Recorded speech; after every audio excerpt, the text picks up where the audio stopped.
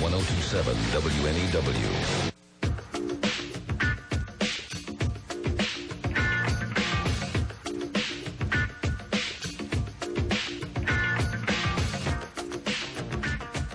Thanks for joining us. There you go. I saw Boiler Room over the weekend. Finally. Yeah, that was good. It was a good movie if you're into the stock market, that's for sure. Yeah, you're a little upset. Oh. What's the problem? Well, I'm with a fine company. I got a nice stockbroker. Yeah. And I was relating to a lot of things in this movie, Anthony, Boiler Room. What do you mean? Well, you know the story of Boiler Room. It's about the chop shops. Yeah. What is a chop shop in the financial world, Anthony? A bunch of people, they aren't real stockbrokers, and they're in a big office space with a bunch of phones, and they sell crappy stock, and they really talk it up, and they sell it to these people and get their money. And sometimes it's to pump up a stock that isn't even a real company. It's an investment that's made in a company that is owned by the owner of the chop shop himself, and it's nothing. And they pump all the money in, and then the owner of the chop shop company takes the money and leaves the people that invested in it with no company, which has a stock that isn't worth anything. Basically, a lot of people getting screwed over royally. And the brokers, these so-called brokers, just talk the stock up like it's the next Microsoft. And the brokers in Boiler Room talking like crazy on the phone. I've heard every single one of those pitches from the legitimate guy that represents me. And that's sad. I'm freaking out today. Yeah. This is it. You got to get in now. Yeah. You got to get in now. Got to get in now. How many times have you heard this? Oh, they're in stage 2 testing. Stage 2 testing is looking real good. The stage 1 passed with flying colors, and this is it. This is it, because once this goes, you're not going to be able to afford it. You get in now. New cancer drug, stage 2 testing. This is it. This is the company right? that's backing the probe to Bizarro Planet. Right. They're in phase 3 testing. You got to get in this now before it launches. My brother's watching the movie with me, and I'm sweating. He's like, "What's wrong, man? This is about chop shops." I'm like, "No, you don't understand. Everything that guy is saying. What's his name? Giovanni, whatever his freaking name is there. Giovanni Ribisi. Thank you. Everything he said has been said to me on the phone. Yeah. Yeah, you got to watch out, man. You got. And they tell him to just talk it up and don't let these people off the phone until you made a sale. And I'm invested in some kind of internet stock overseas. Don't even know what country. Oh, that one. Yeah. How is that doing? Oh, Dad, it's right at 50, just like he told me. Two ponderous effing ponderous, and yes, it is ponderous. Which one was that? I don't want to say on there. I remember it. I'll write it down. Okay, yeah, write it down. I think it's at 2.18. Write it down, because I remember this one from a while ago. This was going to be the one This was one of those where I bought some shares, and the stockbroker goes, "Congratulations." Congratulations. Yeah. Well, congratulations. Let me see the right. Congratulations. Yes, that one. Congratulations. Let's see. Will you be writing the check from your new mansion? Yeah. Yeah, right? From your new mansion. Ah, there it is. Oh, yeah. What is it at today?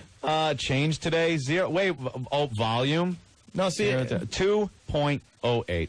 And it's not even on the New York Stock Exchange. No, it's not. You can't even follow International 3 exchanges. This is supposed to be a phone company stock.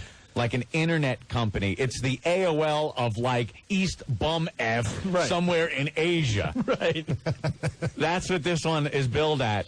And as I recall, didn't you get in when it was hovering around 3? Try 4. No. So I've lost half my cash. Oh, man. Oh, my God. But try your other boy over here. And it's supposed to go to 50. Oh, my God, dude. Which one? Did you sell that one? Which one? Turn around. Yeah. Did you sell? No, that's a great story. You should tell that one. Okay, here's a stock that you got in at what price? 38 after they reported horrible earnings. So, right. It took a dive. So the broker basically said, "Hey, man, it's a goof. It's going back up, dude. It's going back up. You got to get in now, because this ain't going to stay at 38. Right. Then you bought some shares, and it moved up and down, but never really at a goal that you had. Right. For quite a while. Right. You've been hanging on to this for how long? Half a year or so. Yeah, half a year. But you just wanted to buy it when it was low and watch it, like, climb up out of its doldrums pretty quickly and sell. I was convinced it was going to run, Anthony. It was going to run. What was your goal on this?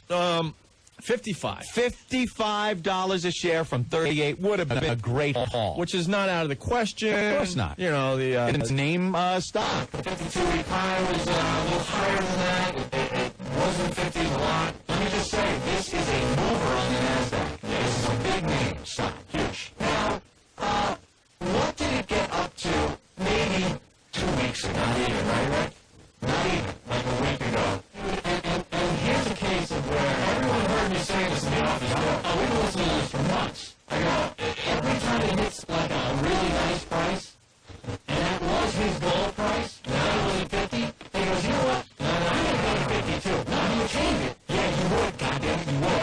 You said 50 was your goal at one point. I remember that. So it went to 53 10 days ago. Greedy. 10 days ago, 53, and I'm like, hold on for 55. I'm going for 55. This thing's going to run. 10 days later, where's it down, Anthony? Opie, your stock is at 36 and 11 cents. Down 1 today. Huge volume. And the NASDAQ had an up day of 60 points. You lost a point. Let's see. I think that particular side state. Carmine? I know, that's what I'm scared about. Carmine knows the stock, the Asian internet stock that you're talking about. He goes, welcome to the, and then he has the letters club. I also have that dog. Yeah. Tell Opie I'm in for 3 1/4 with the same company, Jim from New York. So he knows. But it's so funny. He was congratulating me. Congratulations. Congratulations. You're going to have to buy the next breakfast There it when we is. go out. You did pretty well on the on that medical stock, though. Not really. That was supposed to go to 52 because it was phase 2 testing, Anthony. Phase 2 testing. Phase 2 testing. I'm trying to How remember could it that. go wrong? Phase 2 testing. You remember when Opie made the purchase of the Asian stock in question? He said, broker said, sit back and enjoy the ride. Enjoy That's right. Yeah. That's right. He did Sit say back that. and enjoy the ride. My And he- favorite. And he was just smiling. He's like, I'm going to enjoy the ride. Yeah, and I got a lot of you bastards on my back, too. My favorite is this stock right here that used to be an oil company, but it turned into a wireless phone company. And I bought it as the oil company right before it rolled over, and it did very well. I told Psycho Mark about it, and he told his brother, who bought a bunch of shares at, I believe, 8. I punched out of this thing. I bought in at 4. I punched out at 13. And I was done with it because it's also an over-the-counter stock. It's not a NASDAQ or a stock exchange, New York Stock Exchange. It's one of those kind of shifty ones you're not quite sure about. Sure. So when I saw a good opportunity, I bailed on this thing. His brother got in at 8. You know what this stock is at right now? 11 cents a share. Dude, it's 11 cents a share. Oh, my God.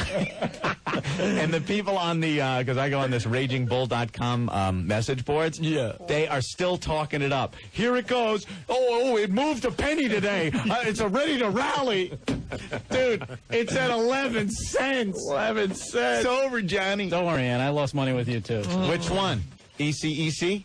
I lost on that one, too. It was guaranteed to go to 6. Ooh, it went to 6 cents. Pete, what's going on? Hey, what's up, boys? The stock that you're talking about is PLF. That piece of every one of my clients. Hold on. Hold on. I had to dump out of you because you said Sorry. piece of crap. Sorry, man. I'm sorry. But Pete, the stockbroker, is talking about this Asian internet phone company stock.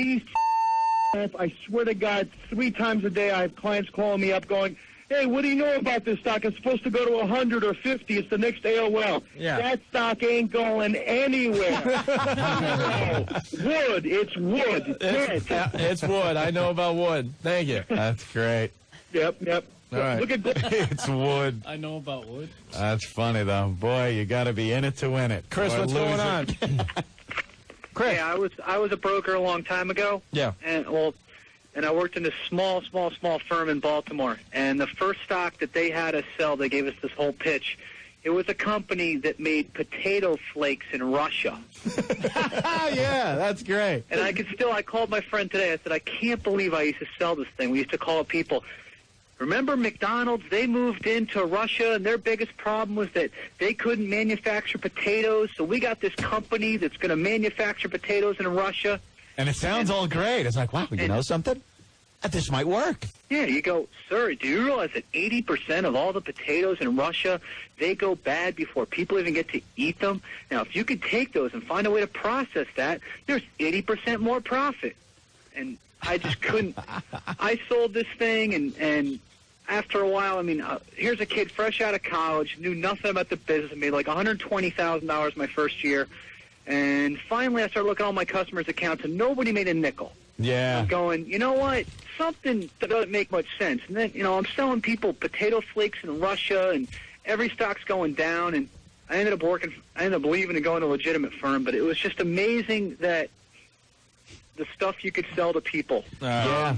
That's the bottom line, Hey, yeah. thank you, buddy.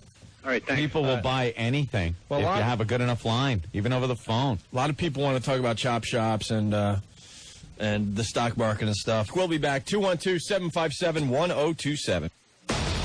It seems like every hole in my body is exploding every liquid imaginable. Opie and Anthony. Our adults